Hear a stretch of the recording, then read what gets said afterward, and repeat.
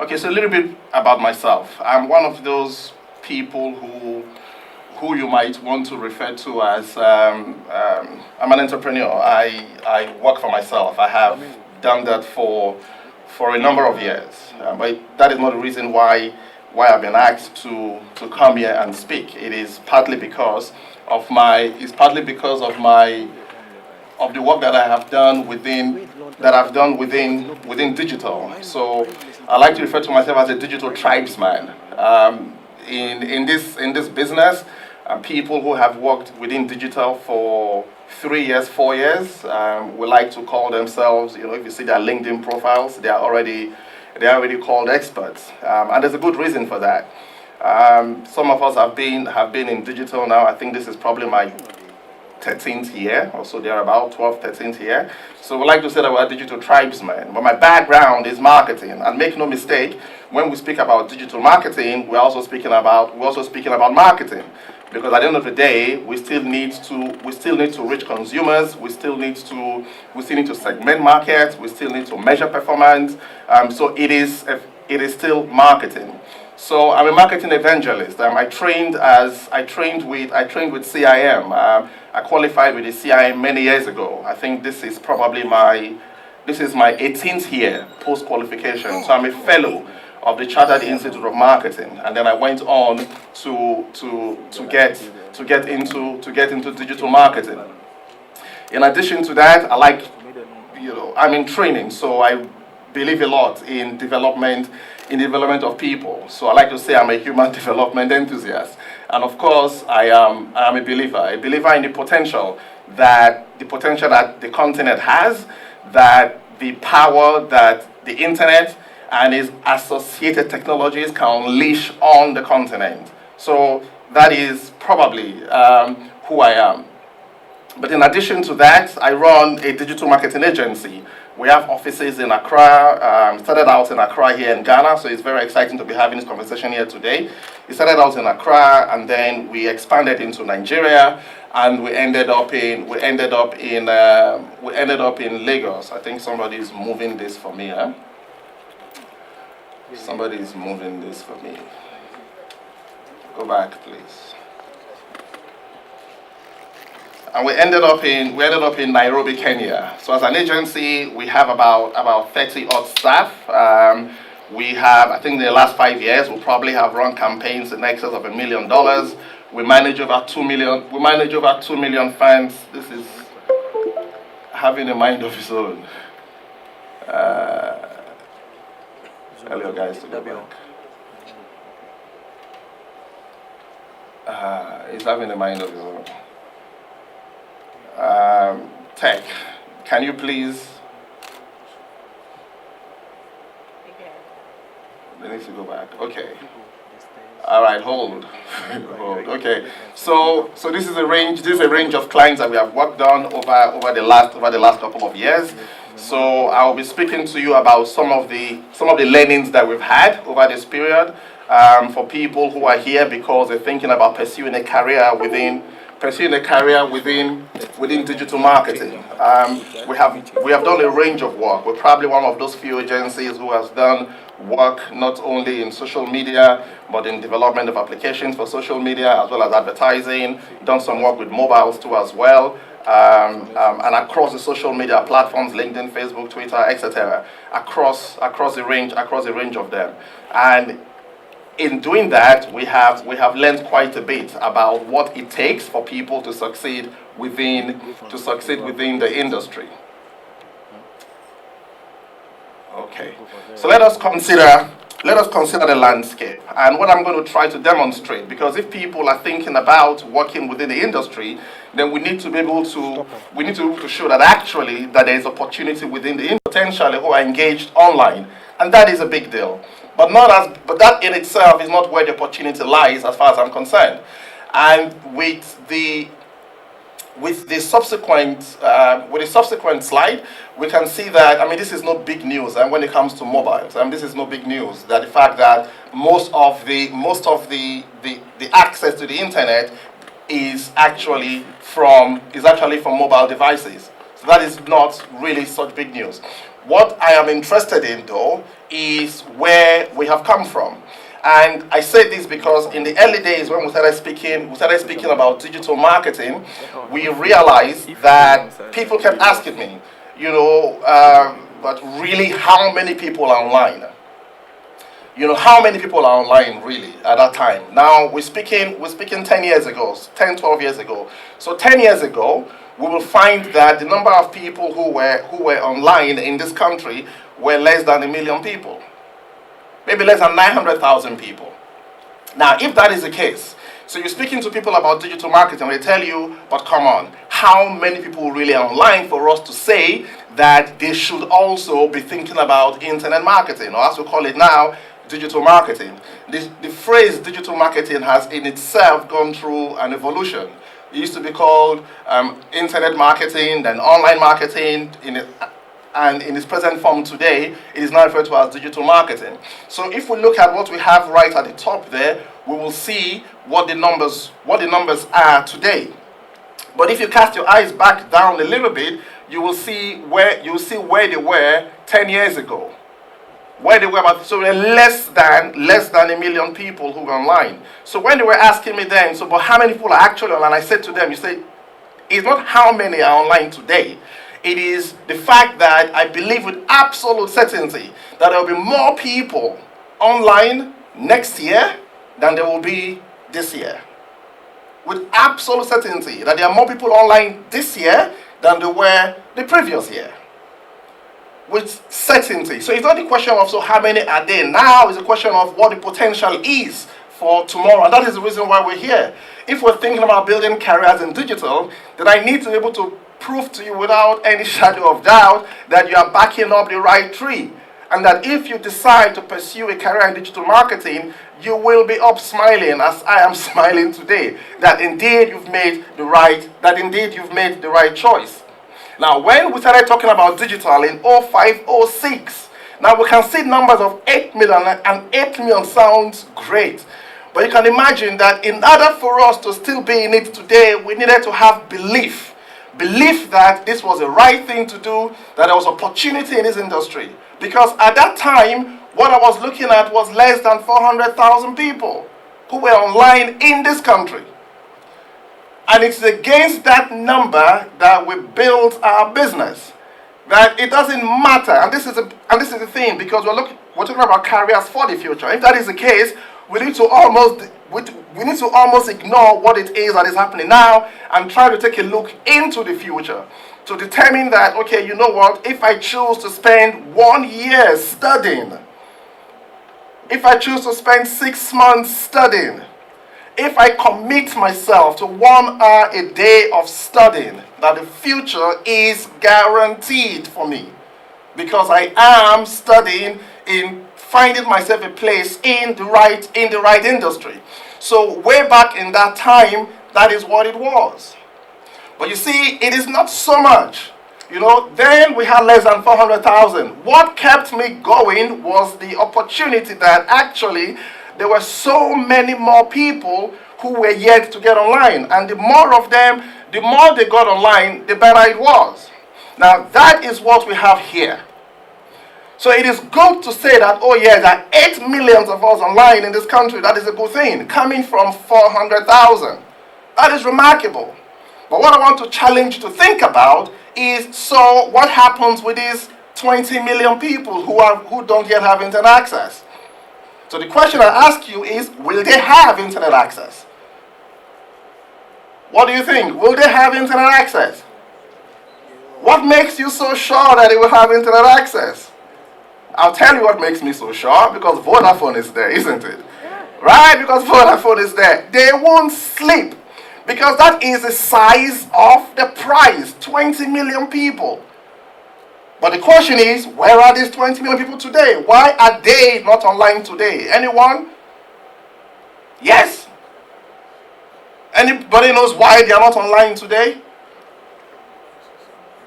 Okay, this always happens. Where is my wallet? It always happens, man. You gotta bring out money for people to... Jeez. Happens everywhere. It doesn't matter which country it is, man. Damn. All right, let me ask again. Can someone please tell me why they think these 20 million people are not online? Yes, thank you, sir. Expensive data, yes? Cost and access. Okay, thank you very much. Yes, yes, madam. Probably don't have access. Probably don't have? No, they don't. No, they don't. Yes, they don't probably have access. Yes? They don't see the need. Yes. Illiteracy. Yes, the guy at the top there. Yes. No power supply. Where are those Chinese phones? Did I say that? Where are those phones that you don't charge for 2 weeks? All right, thank you very much. Now, all of this is true. Actually, all of this is true. But we might also be missing an important point when it comes to that. But before I tell you why we have 20 millions, or I tell you where they are, because where they are today is the reason why we are here, is the reason why you're sitting in this session. Because when you see who these people are, these 20 odd million people, you will realize that actually you've got to pursue a career in digital, regardless of whatever it is that you're doing today. It doesn't matter whether you're an accountant or an architect, a lawyer, whether you're a mason, it doesn't matter which field of endeavor you are. When we demonstrate to you where these people are, you will realize that there is no option for us but to back up the digital tree. So let us look at these numbers. These numbers mean lots, because the brands are there. So let's see. Let's take 1994. Which of those brands come to mind? Let's take 1994. Which of those brands there is related to 1994? None. Thank you very much. You go down. Let us take 1998. Let us take 1998. Which of those brands are related to 1998? None. Thank you very much. Yes, let's go on.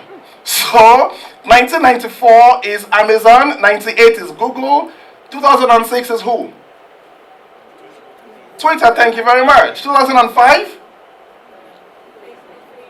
2005. Okay, thank you very much. It's a good thing you guys are here. You learned something. No, that is YouTube. 1995. Who is that? None. Okay, good. You like none, don't you? All right, thank you. All right, you do like none. But I want us to focus. What is the average age of getting into university in Ghana? Anyone? Average age? 18. Okay, good. In some countries it's 15, 16. So 18, right? 18 years old. Which means that someone who was born in 1998 will be how old today? How old? Jeez, your history sucks. Your maths also sucks. Steven. Alright, so there'll be 19, isn't it? So it means that kids who were born in 1998, the year Google was founded, are already in university. Does that make sense? Alright, they're already in university. Now, what that also implies is that there are people in university today who were born in the digital age. If we say that is when Google started, right? In the digital age. So from 1998 till date, everything else has changed. From 98 till date. From 98 till date, they are in a university. Which means that these are people who were born digital natives. They don't know anything else. Do some of you have got 2 or 3-year-olds at home who come to your laptop and the first thing they do is to do this? Or they find a magazine at home and they do the magazine like this? Huh? That began from 2007 with the release of the first iPhone, 10 years ago. And everything has changed since then. So the question is, do you reckon that people who were born in the digital age from 98 till date, who will now be the people who are buying things tomorrow, do you think those people will consume media in the traditional way? In my home, no one watches TV. No one watches TV at all. And the youngest is 9. Like it doesn't even exist. It doesn't. Unless, of course, the TV is an internet TV and they can watch other things on TV. On the TV, but not regular channels. I mean, who would have thought? Who would have thought today that, I mean, they asked a kid, a friend of mine, his DSTV expired and his internet expired at the same time. Guess what his 10-year-old said he should renew first? Sorry? The internet. Extraordinary, isn't it? So, this is where we are. So we're saying in effect that we've got, our population looks like this. Alright? In some countries, it is the other way around. So in Europe, it is the other way around. We say it is top heavy. So there are more older people than younger people. Right? Because we know why. Alright? It's a confluence of birth rate and other things. Huh? Now, here in this part, ours is bottom heavy. Ours is bottom heavy. So those 19-year-olds we're talking about, they are somewhere. Where are my 19-year-olds? Okay, so let's carry on with that. Okay, so those are 19-year-olds are here somewhere. So if we take the ages of between 0 to 24, between 0 to 24, we've got about 57% of Ghana's population. Between 0 to 24. If you take 0 to 14 alone, then you have 38%. Almost 40%. Almost 40% of 27 million. That is extraordinary, isn't it? So when you combine those together, you have about 15 million people. 15 million people today who don't yet have economic power. In 10 years, where will these people be? Now that is your opportunity. Because in 10 years, all of these people who were born digital natives will now be in the market to now begin to buy stuff. How is it possible that someone who never watched TV, who didn't really read newspapers, will somehow be looking for information about products and services, and they will go on TV or go to newspapers or find out on radio? Is that possible? No, it is not. It is not. So this is your time. This is your time. Because the numbers will always speak for themselves. That there are more people who are online. There are more people between 0 and 24 in this country than people who are 25 and above. Because if population is about 27, 28 odd million, 15 million is already more than that. And that is significant. So I wanted us to put that in a bit of context, because that is the basis upon which we are going to be having this conversation today. Okay.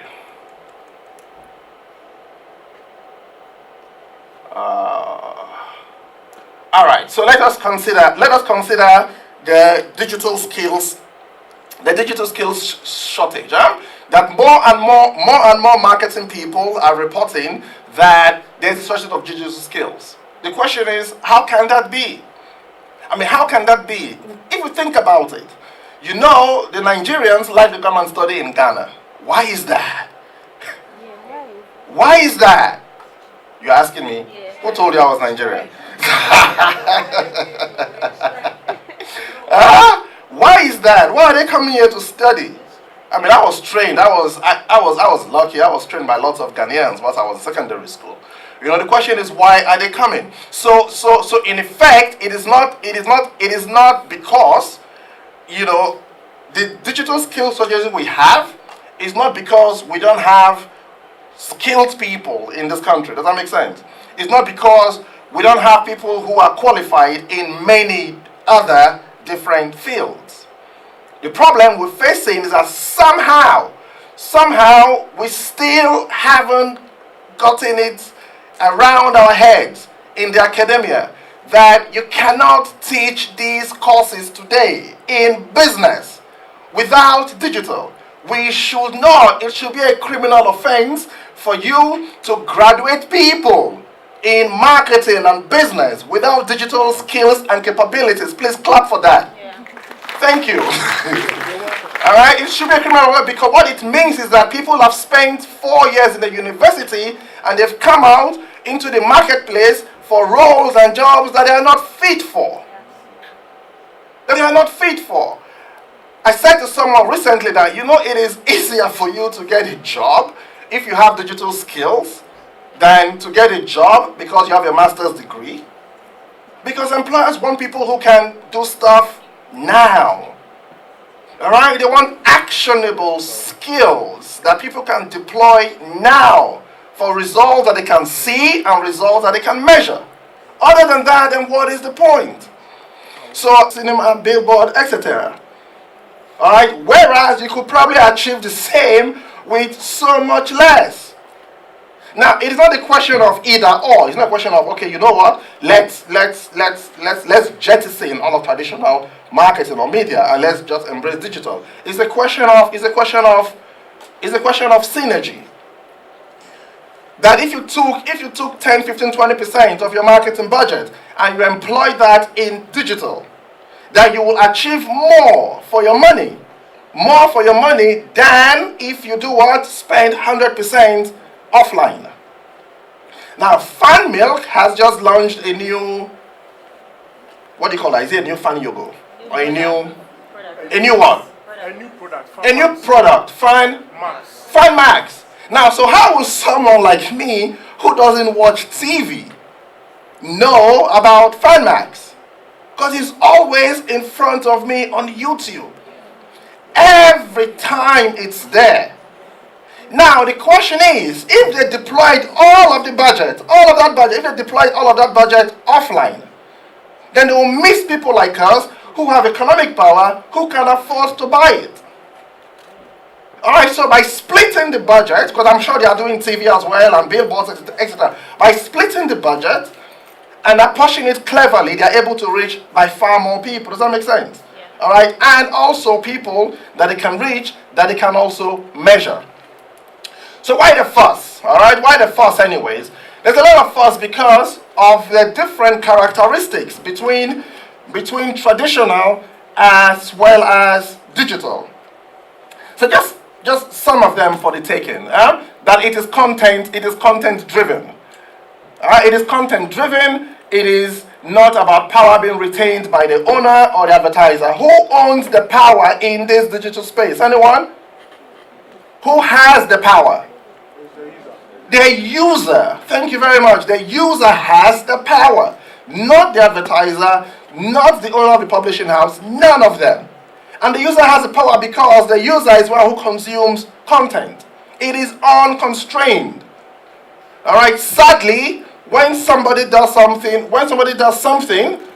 alright, good or bad, especially bad, or seems to be bad, then the videos go viral, isn't it? Alright, then the videos go mental, unconstrained. It can be a good thing if it's your brand that is being carried along that way, isn't it? It can be a good thing. Alright, but on a personal level, we need to exercise some restraint, of course. It is based on listening. Alright, it is based on listening. So it is not a question of, I'm telling you what to do. It's a question of, okay, so what are they what? What are they saying? It's not a question of what I want to say, but what are they saying? What are they talking about? Consumer driven, and then of course it is interactive. It is not one way, it is interactive. And that interactivity is one of the reasons why we love digital. Because it means that relationship can be measured. That can be measured. I can tell you which keyword I can tell you which query you typed on Google that brought you to my website that made you buy X, or downloaded the form, or joined my mailing list. I can tell you how many of those keywords there are. There's this exercise that I run whenever we in a digital marketing class. The answers are different in different countries. Extraordinary. So let's test it in this room. So supposing you're looking for a school for your 2-year-old. No, that's old. 18-month-old, all right? You're looking for a school for an 18-month-old child. I want to see by show of hands which of these 4 options you will type into the search engine. Which of these 4 options? Okay? By show of hands. I want you to do it. How do I do so people don't check? Okay. So, how many people will type kindergarten? Okay, I've got 4 options. Kindergarten, crèche, Montessori, and kindergarten, crèche, Montessori, and nursery, isn't it, right? Kindergarten, crèche, Montessori, and nursery. Those 4, right? How many of you will type kindergarten? Interesting. How many of you will type nursery? All right. How many of you will type Montessori? And how many of you will type crèche? Thank you very much. Now, when I ask this same question in Kenya, no one will put up their hand for crèche or Montessori. All right? All the hands will go up for kindergarten. Interesting, isn't it? Kindergarten. So that is the rub of it. That if for some reason you decided that you were going to set up a nursery school or a school for preschool, for example, all right, and maybe you have always been living in Kenya, and then you have come back home. You're working for the UN, and you are back home, to come and set up something for yourself. You say, okay, yeah, I want to set up a preschool. Now, I set up a preschool, and please, what's your name? No, your name doesn't really count. What's your name? Sorry? Oba? Yes, thank you, because you can't have Ben kindergarten. That's just like, nobody will come. So we have Oba kindergarten. All right? Now, the problem is that no one will go online from what we've done right now. No one will go online and search for kindergarten in Ashoman or kindergarten in Jowolu. Are you with me? Chances are, from what we've done today, they will probably search for Montessori in Jowolu, isn't it? Or they'll search for nursery school in Jowolu. That is what we do. That is how we will search. So yours might be the best one, but no one will find you because no one did any keyword research before. And this is the key, because you see, it is possible, so long as it happens online, we can find out what it is. So businesses are looking for people who understand how digital works, so they can advise them, so they don't put money into things and then it ends up generating nothing. Simply because we did not know very basic things like keyword research. That before you decide to set up the business, you should go and find out if the domain exists. You don't go and register the company at Registrar General and then you now start trying to buy the domain name, and it doesn't exist because someone else has taken it. So what do you do instead? You register the domain name first, isn't it? You lock down the domain name before you go ahead and do what? And register the company. All right, not the other way around. I'll give you another example. If someone comes to you and tells you that they want to set up a dog training school and they want money from you, and you ask them, how do you know people want to train dogs? By the way, this guy lives in Suyani. How do you know people want to train dogs in Suyani? Oh, you see, my friends, my friend's father has a Rottweiler. The other day he was telling the Rottweiler to sit, he didn't sit. My friend's auntie has a Chihuahua. Was telling the Rottweiler the Chihuahua to somersault, didn't somersault. So I think there's market for dog training. And I said, how much do you say you wanted again? Oh, I need 10,000 cedis. Interesting. Okay, you know what you will do? Let me give some free advice. Go online. There's a free tool called Keyword Planner by Google. Keyword Planner. So why don't you go into Keyword Planner and type dog training in Suyani and see what Keyword Planner tells you. Now he came back and said, I did it. Actually, there are only 5 searches a month for dog training in Suyani. I said, my guy, I can't give you 10,000, man. Because even if you get all the 5 as customers, it is not still sustainable. Not enough people are interested in dog training in Suyani. Maybe you should try cassava farming or some other maize farming, perhaps. There are more people interested in that part of the country, but not dog training. Now, if that was Accra and it finds out that there were 5,000 searches of dog training in a month, you see, what is good about this is that, you see, if you're looking for a dentist, you don't search for a carpenter, do you? No, you don't. If you're looking for an electrician, you don't type kindergarten in the search query, do you? You don't. So what you type is in itself your intention, isn't it? Of what you're looking for. And we said all of this information exists. So if there's enough people who want dog training, just by virtue of their search for dog training, then it means that we have what? A business opportunity. It's as simple as that. As simple as that. You can't beat that. You can't do that when it comes to traditional ways of doing business. So let us look at some of the roles that we have within digital, just to give you an idea, because it's not all. I know this is social media week, but there's more to digital than social media, right? Yeah. There's by far more to it. So let's see some of the roles that we have within digital. While that is coming up, let's see what we have. So there is so it's quite a bit, isn't it? It's quite a bit. So what it means is that there are opportunities within it for us to pick and choose what it is that we want. Opportunities in it. So from those people who are into mobile apps, anyone here into content development? Anyone here? Because in digital, we say content is the what? Exactly. Who is the queen? Don't answer. Don't answer. Right?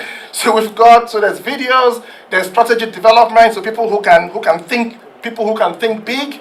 I think we've got about 10, 20 of them here. Let's see if this thing keeps going. If it keeps going. Okay. Affiliate marketing. Anyone does affiliate marketing here? Anybody? Affiliate marketing. But that's free money, man. Why are you not doing it? Anyone? Anybody heard of Google's AdSense? AdSense, anybody? You just hear about it, you don't do nothing with it? Bloody hell. You don't do nothing with it. Google pays over $10 billion a year. Over $10 billion a year to affiliates. Over 10 billion. We want some of that, don't you think? All right, affiliate marketing. And the list goes on and on and on and on. The last one here, search engine optimization. That last one there is how I got into digital myself in 2005. That's how I got into digital 12 years ago. Search engine optimization totally blew me away. Totally blew me away. It was just fascinating to see that we could attract quality traffic to our website for people who want to do business with us. That just totally sold me completely on digital. So how will you describe a digital marketing professional? What kind of animal is this person? What kind of person is a digital marketing professional? So that if you're trying to get into that business, you know exactly what it is that we're about. So they are that. Multidisciplinary. So they know more than one thing. So even within digital, it's not just one. Does that make sense? It's not just, don't just get your head into social media and then just stick there. And for those of you who already have been trained in other fields, it doesn't matter which. In other fields, even better. Because it means that at some point you can deploy both left brains and right brains.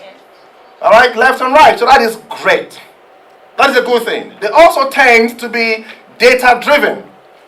It's all about the numbers. It's all about the numbers.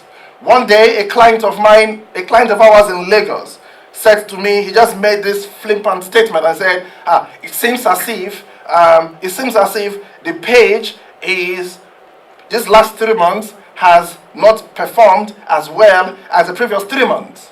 And I said, really? He said, how did you know that? And I said, just by looking at the page. I said, really? Is that something you really want to say to me? He said, it's not performing well. I said, okay, give me 1 day.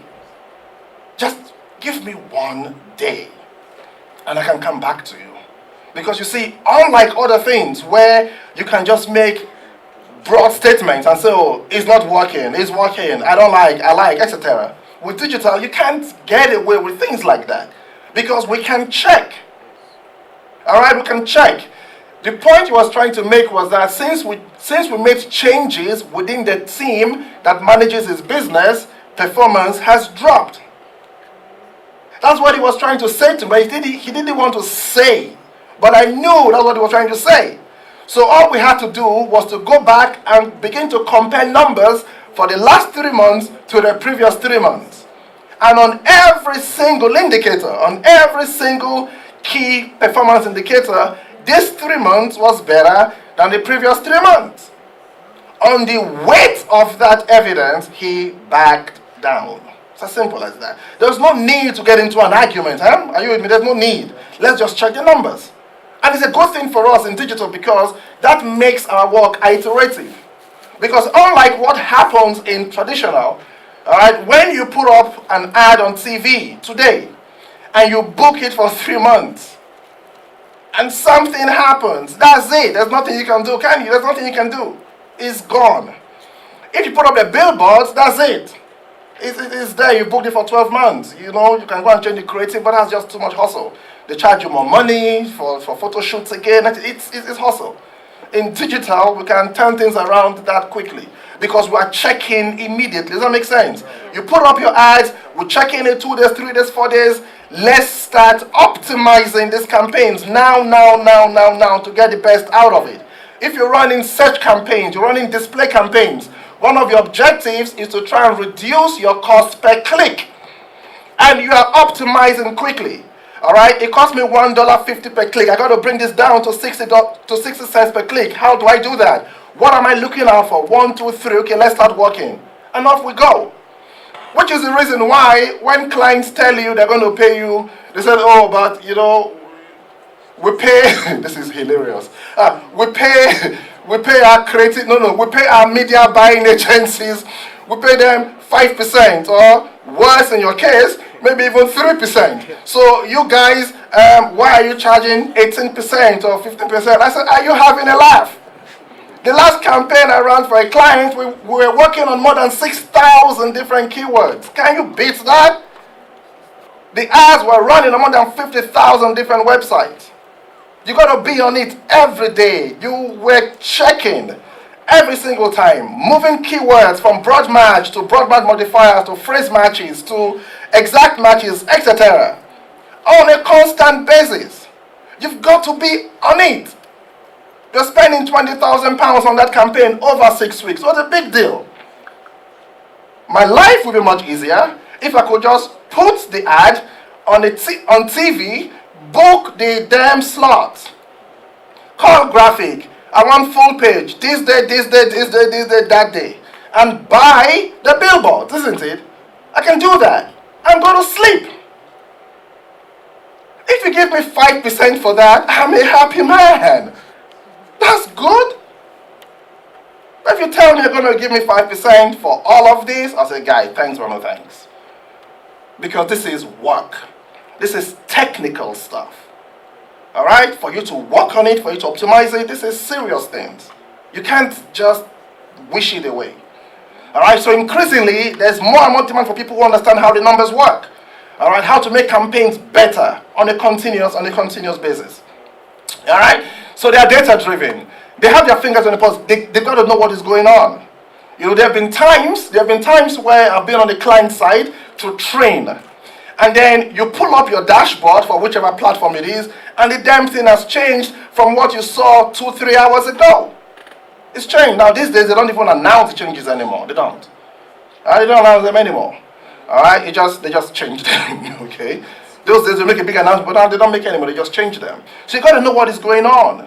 All right? If there are better features or new features on different platforms, you got to know what is happening. If Google, once again, is changing stuff, you need to know. You need to have your hand on the pulse. And they need to walk the talk. It's very different. It's very different. In 10 minutes, speaking with someone who has a digital marketing title, in 10 minutes, you will know whether they know. In 10 minutes. In marketing, it might take a year for you to know if they know. All you need to say is target market, segmentation, KPIs, Market storms. No, we need an activation. Activation, yeah, we need an activation. No, BTL, ATL. BTL, ATL. So they can do that for a while. For a while, and you wouldn't know. For a digital person, you will know in 10 minutes if they know what they're talking about. So you need to know how to work, okay? You need to know. And then we know what we also know what we don't know. All right? If you say, people like to patronize me, and they tell me, oh, you are an expert. I said, no. Anyone who tells you you're an expert in digital has just simply exposed themselves. Because they are no experts.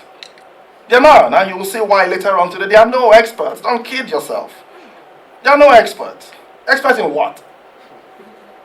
Is it possible to be an expert in digital? Is that possible? It's not possible.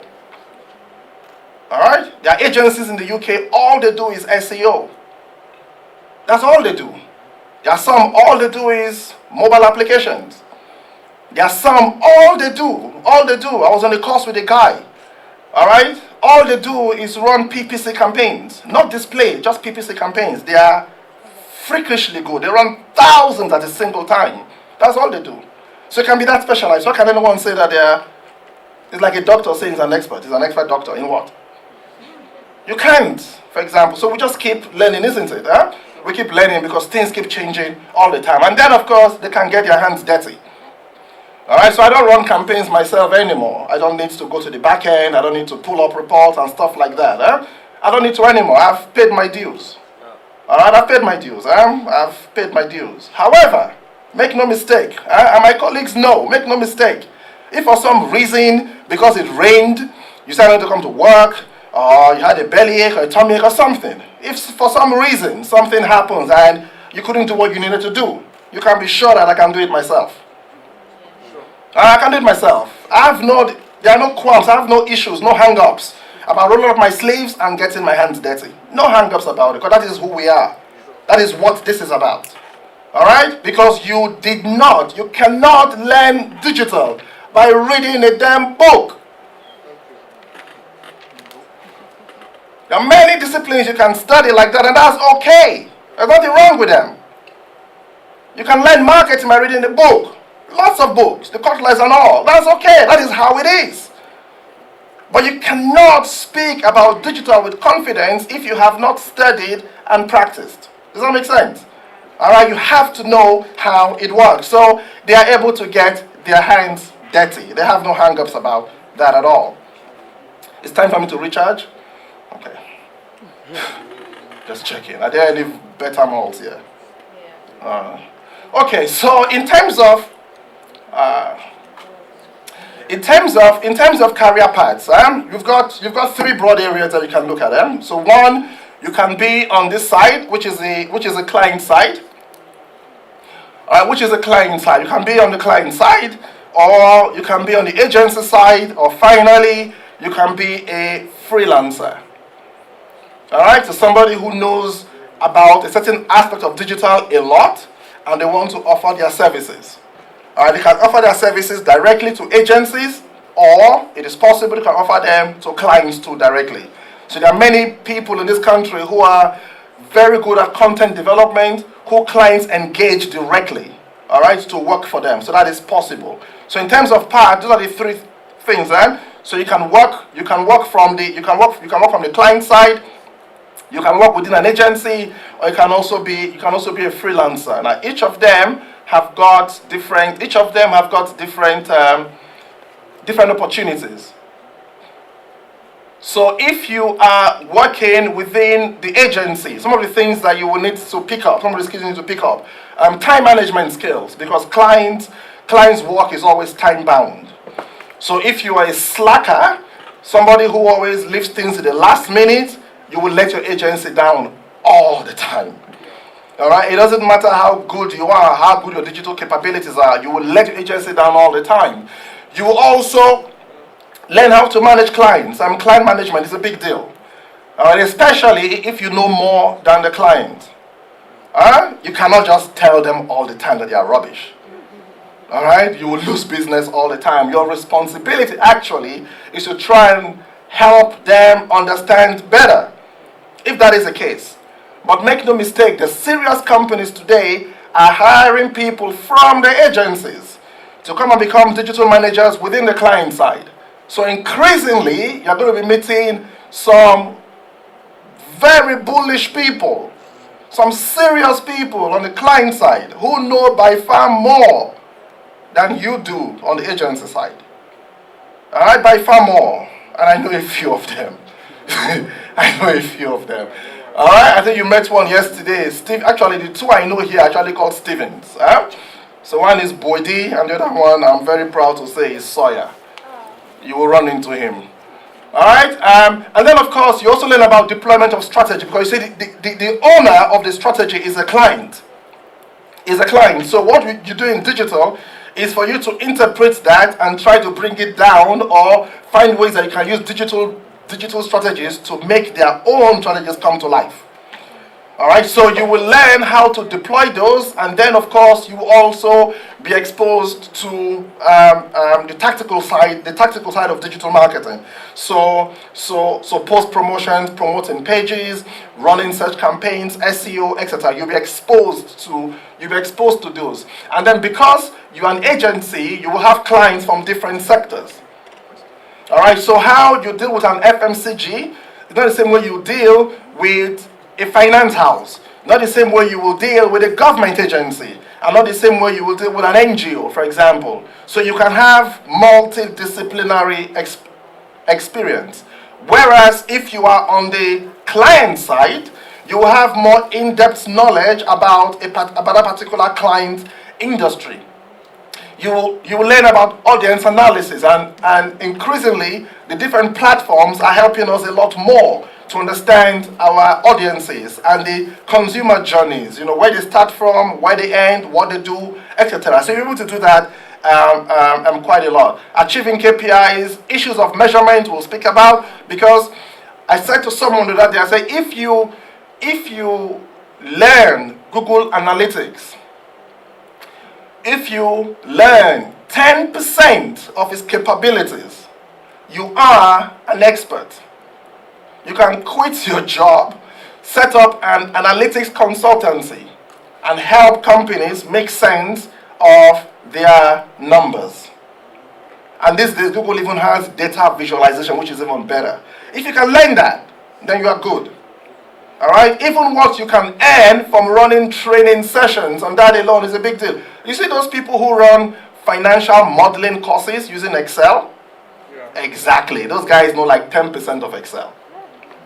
Maybe less.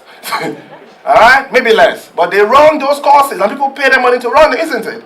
The same thing can also happen as well when it comes to analytics. Okay, where are we? So far so good? Are we learning something? Yeah. So far so good? Yeah. All right, great. You will have opportunity to ask questions shortly. And then of course freelancing. Freelancing is great. I know someone. I know someone in a university in Accra who is sponsoring herself through university as a freelancer on Fiverr.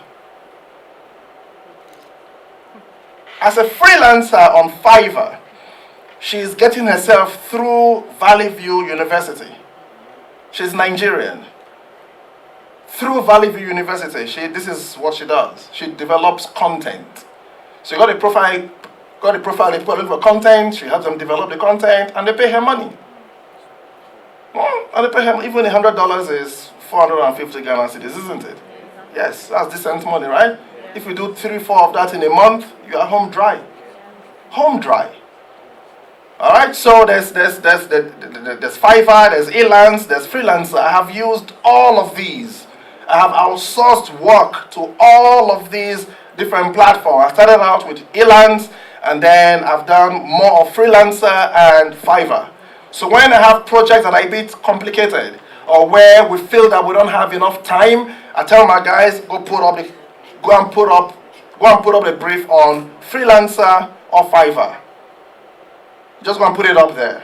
All right, and if you put it up on freelancer, you get loads and loads of proposals. You don't have to spend time going through them. So even here, for those people who want to freelance, you're not quite sure yet. All right, maybe you work in a bank or an insurance company, and you think your stuff is really boring. You want to do something else. You've got a lot of potential, but you don't want to risk just resigning and then going to do this. All right, you can do this on the side. All right, you can learn videography, video editing, spruce up your content development skills, etc. And then you can post your profile in there, and you'll be in shock. The good thing is that people are paying you money from other parts of the world, from other places. What you charge them $100 for might look like a really good deal compared to where they are coming from, where they might charge them £500 or £600. So yours is a good deal. If your quality of work is good, they will keep what? Coming back. They'll keep coming back. So this is a... No, it doesn't. Start from your bedroom. If you don't have a bedroom or you are squatting, start from the damn porch. Alright? And just buy Vodafone data and then you're in business. Oh, you're in business. You start with what you have, where you are. You don't need an office to do this stuff, which is why I'm really, really excited about digital marketing, because it gives young people such opportunity. So much opportunity. You've got age, you've got energy, you've got intelligence. What else do we need? You just need ambition and a bit of vision, and you'll be home dry. You can be home dry. So you can start out on your own if that is what rocks your world. I think I've broken this thing. No, I haven't. Okay. You're taking me back to the beginning. So developing yourself in digital marketing. Developing yourself. So how do we go about this? You want to learn a bit more, you want to know a bit more. What do? Self-learning or guided learning. Alright, you got to learn this stuff. You can't fake it. Alright? You can't sit in a room with me and try to bullshit me and make me think that, no, you can't. Alright? But actually, it doesn't take too much. It doesn't take too much time. How much time do you think you need to become somebody like Stephen? How much time? I'll tell you how much time, and you'll be surprised. You'll be surprised. If any one of you in this room today, Stephen, this will happen again next year, right? Yes, exactly. So let's put up a challenge. If anyone in this room today can commit to spending 1 hour a day, just 1 hour a day, at the end of the year, you will have spent 365. Is it a leap year? Okay. At the end of the year, you will have spent 365 hours studying digital. Do you know where that places you? That will place you at within 5%. So in effect, in 1 year, you will know more about digital than 95% of the entire population. 95% of the entire population. In 2 years, you will be an expert in whichever field you choose to. You can be an expert 1 hour a day. Is that difficult to find? Not quite. Not quite. Let me explain why or how. There's an article in when we started this out on my profile. There was Simon Page College of Marketing, which I run. There's Stepford Digital, which is the agency. There was one other logo there called Motivating Africa. So if you type the principle of 2920 on Google, the principle of 2920, if you type it on Google, you will find an article about time. The principle of 2920. So 2920 is 2,920 free hours that we all have in a year. 2,920 hours. After you've accounted for sleep, 8 hours, which I think is too much.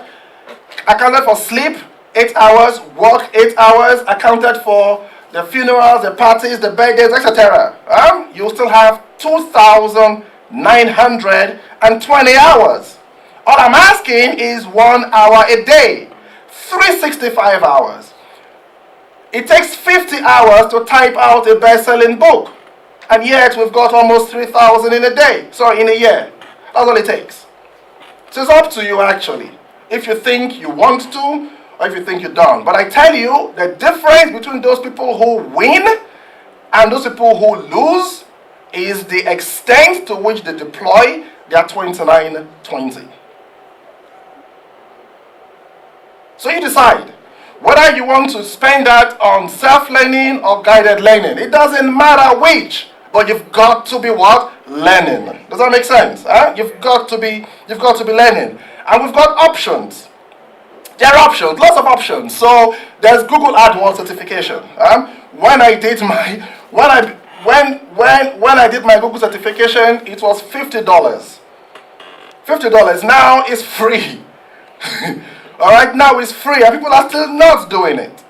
So you can get Google AdWords certified, and it's a good one to have because it is still a dominant platform when it comes to online advertising, search and display.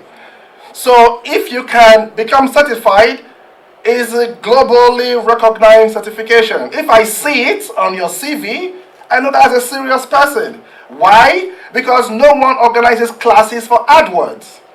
No one does.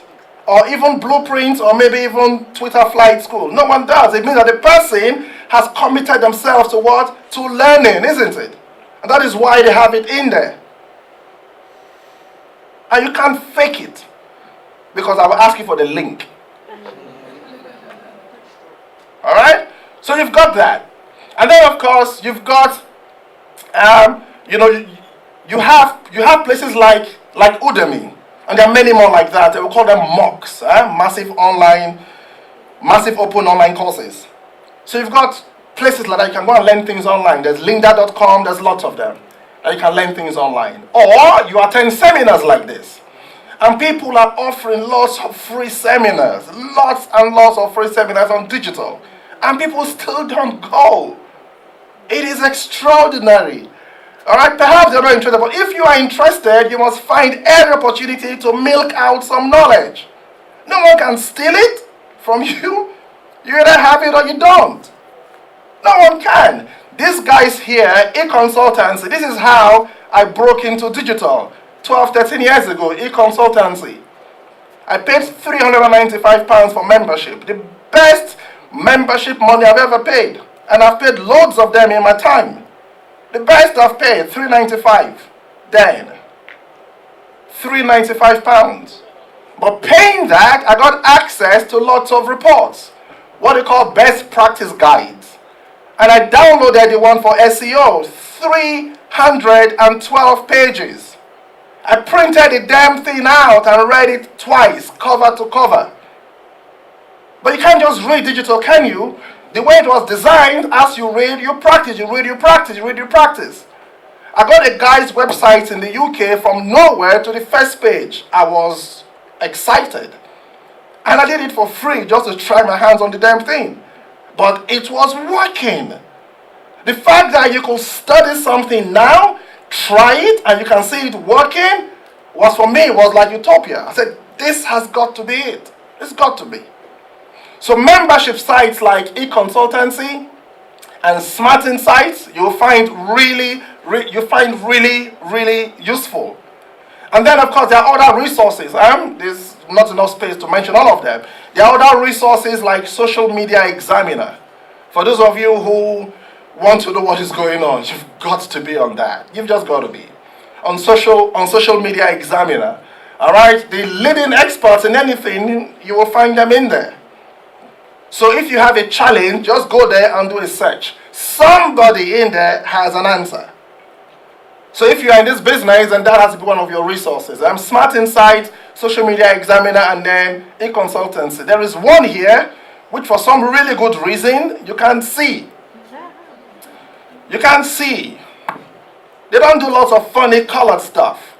But because of the sheer amount of information out there, I found them incredibly useful.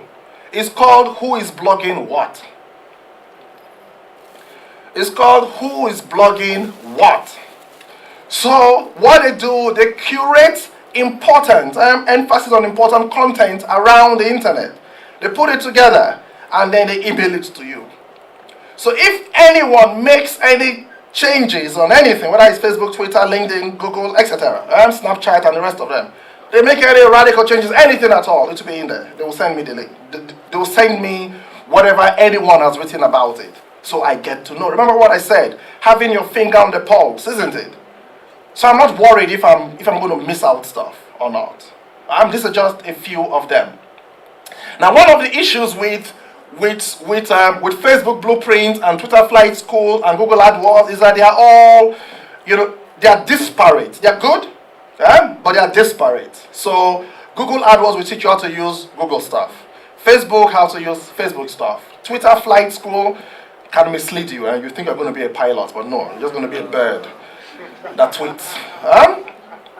So you don't want to be a pilot, just be a bluebird. All right, so they just teach you this, which is why I like this one, the Digital Marketing Institute Diploma in Digital Marketing, because at the end of the day, you want to be able to evidence your learning, isn't it?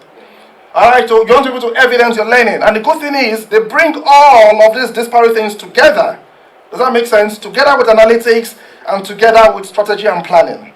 They bring them all together so that you can think through in a very systematic way through your digital.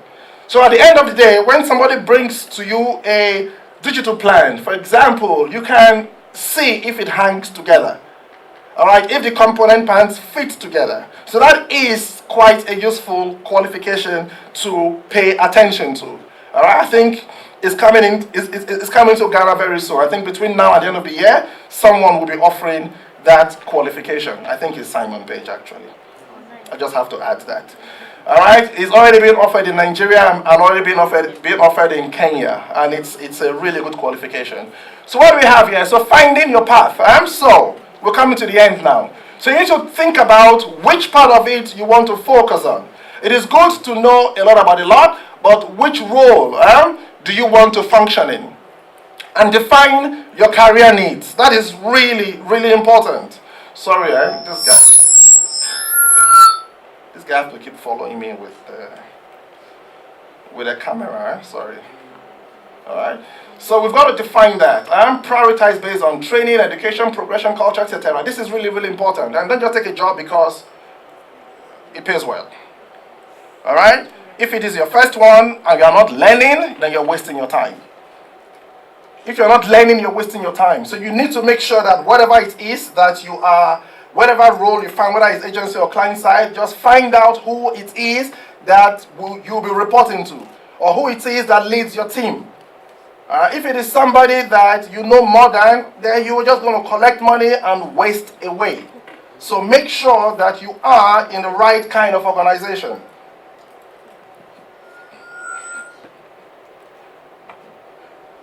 All right, so define what your career mission is. And people don't do this. People don't begin with the end in mind, but you got to know where you want to end up. There's a friend of ours in Lagos who got a job with one of these multinationals. She said to me the year before that she wants to be head of corporate communications. That is where her career, that is how she sees it. And then she got this job from these people who have been stalking her for the better part of 1 year. Big multinational. Found her on LinkedIn. Please, guys, go and spruce up your LinkedIn profile. People don't want to put up ads anymore. They just go on LinkedIn and they check. Okay? And try and get some recommendations there too as well. So they went on and on and on. And after 1 year, she finally accepted the offer. So they sent her this email with the offer and the money and etc. And she got back to me and said, I got the offer. I've accepted the money, etc. But there's one small problem. I said, what is the problem? He said, the job says PR executive. Okay. I said, so what did you tell them you wanted? I told them I wanted PR manager. The role is for a PR manager. But this is PR executive. All right? I said, okay, so tell them to change it. She said, but you see, they are telling me that the role, the job, is a manager's job. I said, okay, so what is the problem? They should just change it to manager. He said, you see, in the company, that is how they call this kind of roles. I said, I see. South Africans, I said, yeah. I said, I see, okay, no problem. I said, so you see, the problem is that it is going to be impossible for someone to want to hire you to be a corporate comms, head of corporate comms, if your CV or your LinkedIn profile is saying PR executive. Because where we come from, that is a way to make entry-level people feel good about themselves. Isn't it? They might even think you did something really bad. Maybe you managed a crisis really poorly, and then you got demoted. It's possible that you're not talking to them, that you're seeing what you have on LinkedIn, isn't it? I said, so you tell them that you are going to decline the offer unless they change it. He said, really? I said, yeah. Did you go to them for this job? No. How long have they been stalking you? 1 year. I said, I'm telling you, tell them to change the damn thing. Are they chasing you from your current job? No. So what have you got to lose? Tell them to change the damn thing. And they did what? They changed it. Alright, the only reason was because she was very clear about what her end game was. Does that make sense? If you don't have that, then too bad. Alright, then too bad. So we need to pay attention to that. And then of course find an industry mentor. Find somebody in the industry who knows, because they are the ones who are more likely to know when something is going on, when who needs who, etc. Okay? So find somebody within the industry. And then align yourself with ambitious peers. I cannot stress this enough. Alright? Not only in digital, but also in your lives. Alright? Not only in digital, but also in your lives. And for the ladies, listen to what the guy is not saying. I'm saying. Alright, you got to listen. Alright, so stay clear of those people who, when you leave their presence, you ask yourself, so what did I really benefit from this interaction? If it is nothing and nothing and nothing every single week, then you are insane.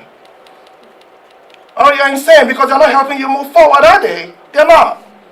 So if this is a path you want to follow, in as much as you've got to study and qualifications and learn, you must be with people who will feed your convictions. People who will feed it. Because if they are not feeding it, then they are starving it. Is either or. You're either making progress and getting results, or you're making excuses. It cannot be both. You start giving me excuses, that means you're not getting the results, isn't it? It is either or. So try and find those people. Try and find people like that and begin to build your personal brand. You might think you don't know, but after 6 months of spending 1 hour a day reading, begin to give presentations. In your office, somebody says, oh, you know, we're going to give a presentation somewhere about digital. Can you do it? Say, yeah, I can do it. Don't even let them ask you. Just put your hand up. People will call you everything. Oh, you're too known. This. It's okay. Alright, it's okay. But remember, those people who are able to stand in front of other people and speak are the ones who lead the rest. Alright? And you can't stand and speak if you're freaking empty. Alright, so don't start speaking tomorrow, because you've not done your 1 hour yet. Just not done your 1 hour yet. I said after 6 months of you in 1 hour, then you can begin to do that. But you must showcase yourself. You must showcase yourself. You should present. You should write. If your content is not online, you don't exist. Alright, if you are the expert, you must have content online. If you don't have it online, then who the hell are you? Alright, so begin to work on building your personal brand as well. And then finally, I'm sure you saw this coming. Never stop learning. Never ever stop learning. Never stop learning. With that, I say thank you very much. Thank you.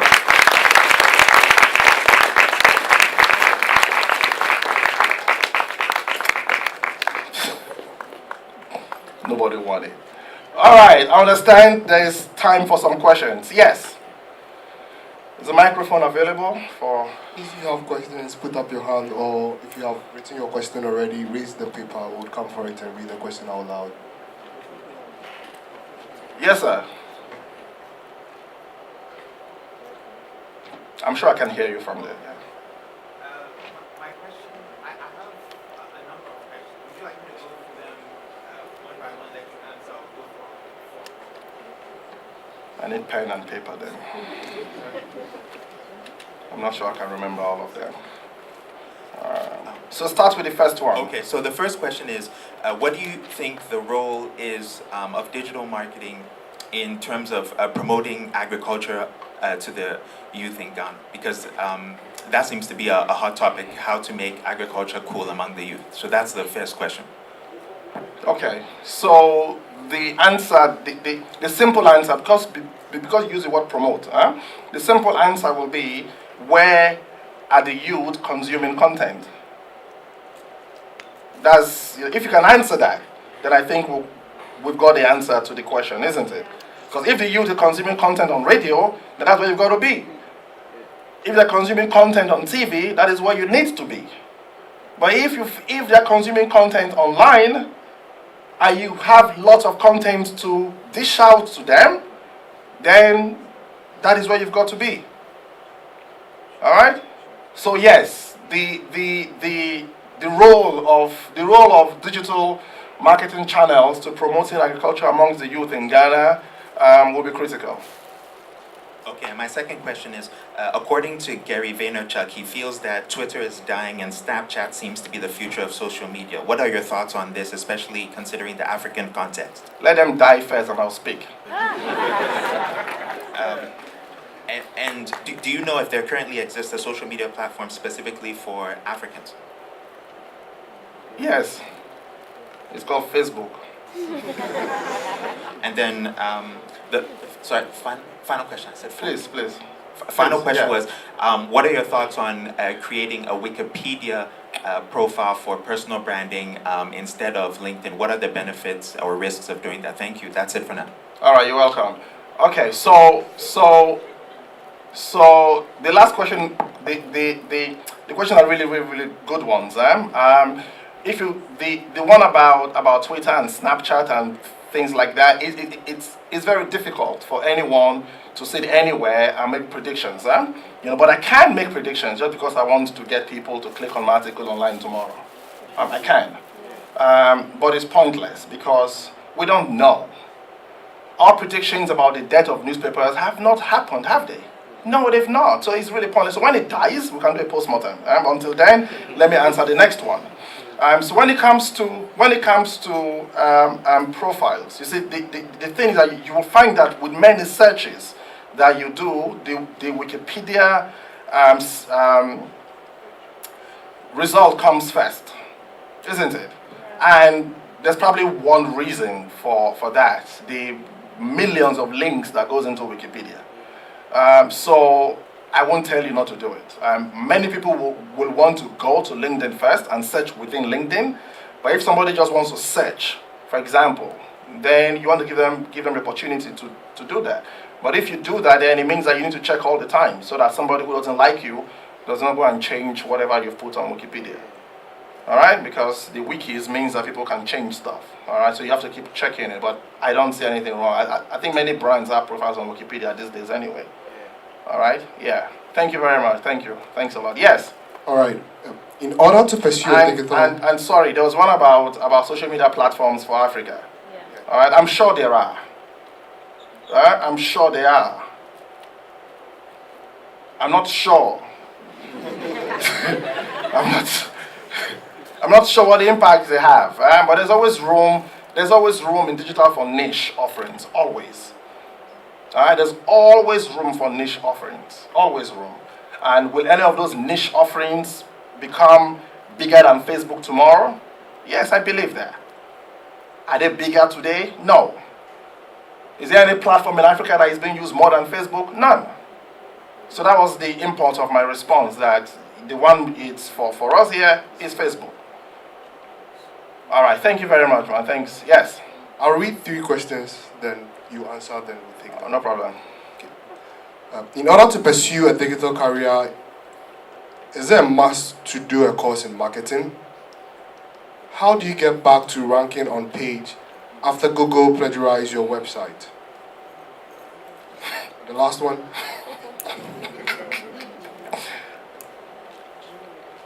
AdSense, how is it used? Okay, so AdSense is pretty straightforward. So if you go to you have a website, you register with AdSense. What AdSense does is that, what Google does is that they place advertising on your website. All right, so you indicate where the ads will go, top, the leaderboards, the MPUs, the skyscrapers, left side, whatever. You indicate where you want the ads to go.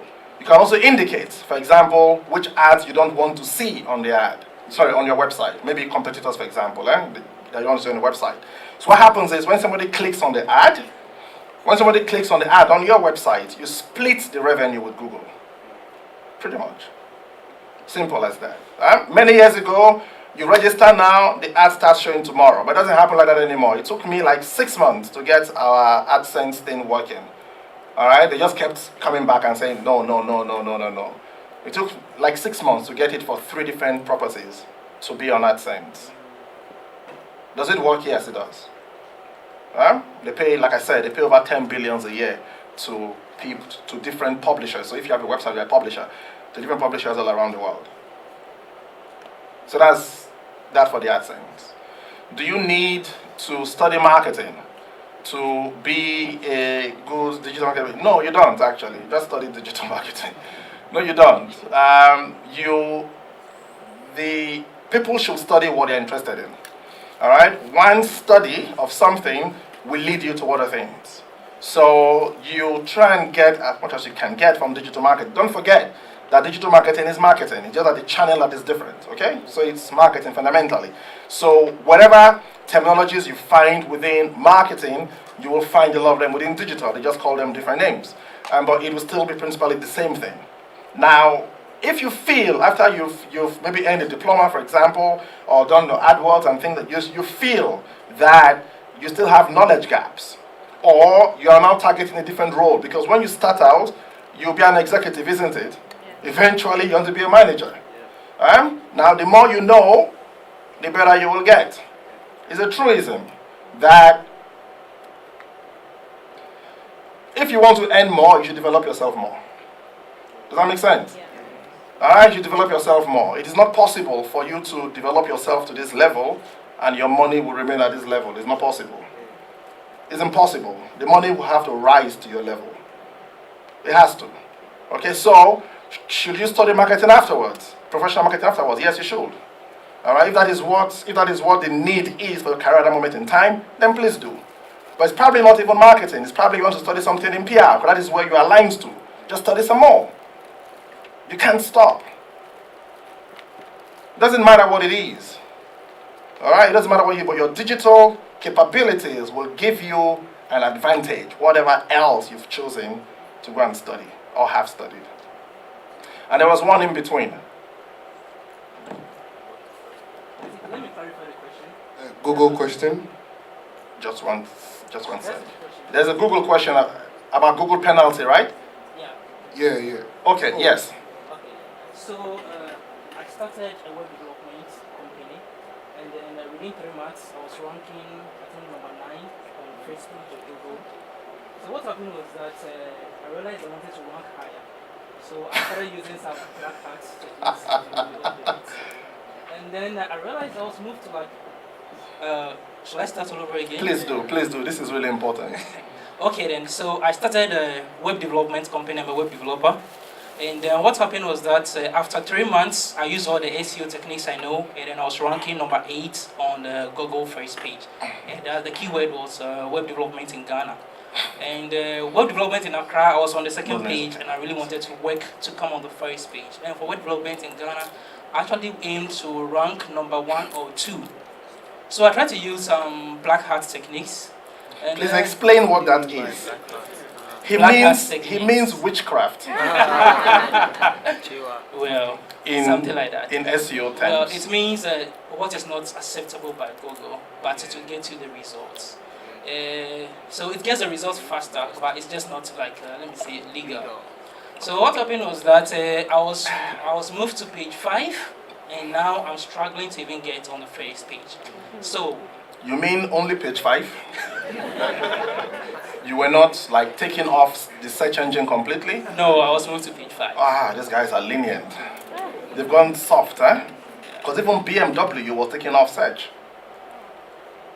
BMW, they were taking off. So it means that when you type BMW Germany, you won't even see them, they don't come. So you have a penalty. And this is really, really important. But I say I should explain what dark hat means, because in SEO there's white hat and there's dark hat. So anybody comes to you and tells you, I can get you to rank from wherever you are in some SEO wilderness. Take it from the wilderness and bring it to the promised land of page 1. Once they put a time frame that looks funny, so we can do it in 1 month or 2 months, just flee from them. All right? When they sound very bullish about their ability to achieve that result, just flee from them, because it's not like a light switch you can turn on and turn off. SEO is painstaking. Yes, it is true that there are lots of techniques you can use, but the advice to everyone in this room is that just know that Google knows everything. Once you have that at the back of your mind, you will try and do things properly. All right? Just know that Google knows everything. You can't lie, you can't cheat, they know everything. You mentioned earlier, will have purchasing power.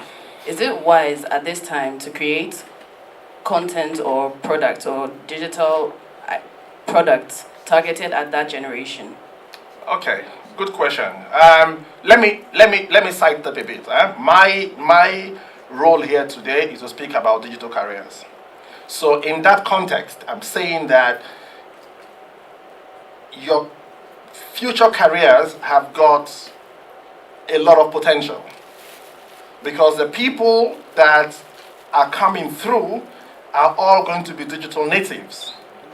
Now, it is a travesty for opportunity to come and you are not prepared. It is better to be prepared and it doesn't come. Does that make sense? All right, so I'm telling you now that the opportunity is what? Is coming. All right? Or it is here. So let us gear up to exploit it. Does that make sense? So to answer you specifically, so for some sectors, it is considered unethical, I think in most sectors actually, unethical to target people who are aged below 13 or 14. It varies from country to country, which is why you don't find the telcos actively advertising to kids. Do you guys do that? No, they can't. Not that they can't see, but it's just unethical to do that. Does that help? All right, thank you. Yes? Many companies are spending big on traditional marketing. How do you convince organizations to switch to digital? Most marketers in Ghana classify digital marketing as an IT discipline. How do you convince them to set trained in digital? And the last one, what are your recommended social media tools for Facebook, Twitter, and LinkedIn in management? All right, thank you. So you said people are not spending. How do you convince them to spend?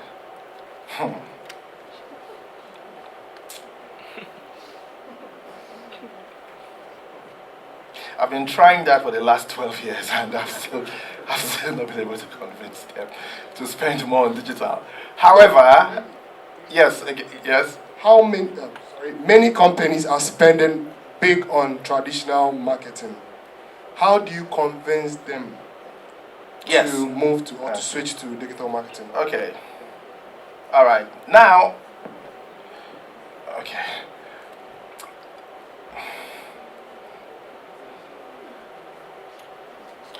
All right. First of all, let me try to understand or explain why we think they are still spending that much, even though there's no evidence that it's working. In strategy, there's something we call path dependence. Path dependence. So you've set your course and you just keep going, pretty much. So they have a budget. Let's call that budget 1,000 cities. At the end of the financial year, they need to set a budget for the next year. It's easier for them to just add 10% and then move on. Okay? And then move on. So there's an extent of professional laziness in terms of let's just carry on with the way we're doing it before. Secondly, is the fact that if the practice for budgeting is something called zero-based budgeting, which means that every year you start with a clean slate. Every year, okay, these are our objectives. What do we need to achieve those objectives? Then you will find that, okay, that they're now beginning to bring in different tools that they didn't use before. There's also another reason that people don't like to speak about, and that is marketing corruption. So there's a lot of money in media buying, etc. All right, and unfortunately, lots of people get kickbacks and things like that. Okay, within that, within that budget. So because of that, it is very difficult for them to now say, "Let us spend the money on something else," because in digital, the money you spend, we can see.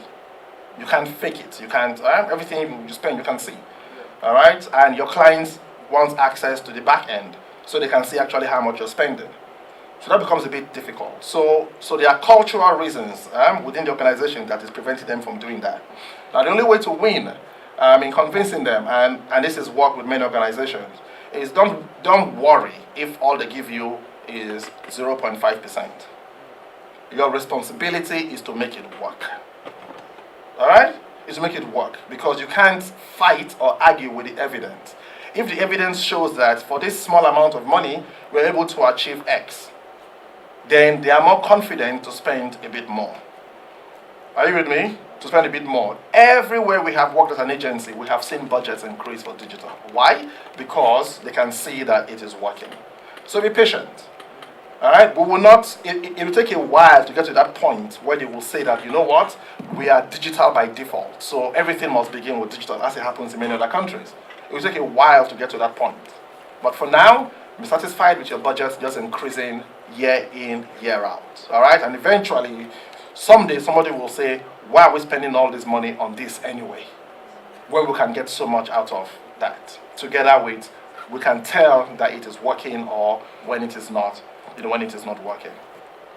I am disappointed that, by the second question, because 12, 13 years ago, when we give presentations to clients, they will populate the boardroom with IT personnel. So I'm disappointed if you're asking me that question today, because I thought that by now that has moved. Because personally, I don't have IT people in any of my presentations anymore. I don't have them in any of my sessions anymore, because I think maybe for the people that we work for, they now understand. Okay, so it will happen, because in my experience, that stopped like 8-10 years ago. It doesn't happen anymore. So there's hope, when it comes to that. The corollary to that, of course, to the first question is the fact that if the people who are managing marketing within your organizations and controlling budgets don't understand digital, then chances are they will not spend money on something that they don't understand. So if you guys as an agency are knowledgeable enough, then try and organize training internally for your clients for free. All right, make it as part of your proposal when you're pitching to them that you also provide training. They like that. So the more they know, then the more receptive they will be to your proposals, and maybe your budgets can also begin to grow. Yes. Does that help? Where those questions came from? Okay. Yes. What else? My question is regarding to the lady from the school who works on the online platforms like Fiverr and the freelancer 99designs.com. Most of these platforms, they check out through PayPal. And currently as a Ghanaian, we don't have PayPal here. Still? Yes, still. Ouch. So usually I go through a very long process to get money out of it. I have to speak to somebody in US who will now send it through Western Union. Before it gets here, the money's almost finished. Find somebody in Nigeria. Nigeria has PayPal. Yeah, what is that PayPal? I had PayPal, Nigerian PayPal account for years. For years. We stopped using it because... So aside that, is there any real solution to this problem? Because almost all these platforms only check out through PayPal. Most of them, people putting on their gigs wouldn't even send you a request if you don't have PayPal attached to your account. Okay. Interesting point. I thought by now they had PayPal here. No. That means you guys are not making requests enough. Because Kenya has PayPal, Nigeria has PayPal. Huh? Sorry? Togo has PayPal. Yeah, they don't steal there, so it's okay. They don't steal there. You should hear the nonsense they told me when I called PayPal when I had a problem. The nonsense they said to me. So that can be a genuine problem. But I think most Ghanaians have somebody who lives in the US or who lives in the UK or who lives somewhere in Europe. Okay, so don't let that be a limitation. And find somebody you know that you trust in any of these countries, and they're very happy to do it for you. Because that means you no longer be asking them for money. You only have to send you money that you have earned. So just find the workaround until it happens, because it will happen. All right, we will have it in the end. Okay. About the issue he raised, I use the platform Upwork. Currently, they added a feature that allows the money to be sent directly into your bank. There you go. So you could There try you go. that out. There you I go. received a payment like last month, so you could try it at upwork.com. There you go. Yeah.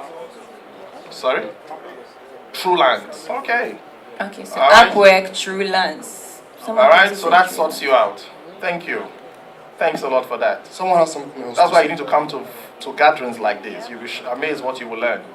Yes. Okay, so there's PayPal registration happening in Ghana now. It's just that it's not out there like for the way people to see. Okay. So PayPal registration is actually happening in Ghana now. Excellent. Yeah. Excellent.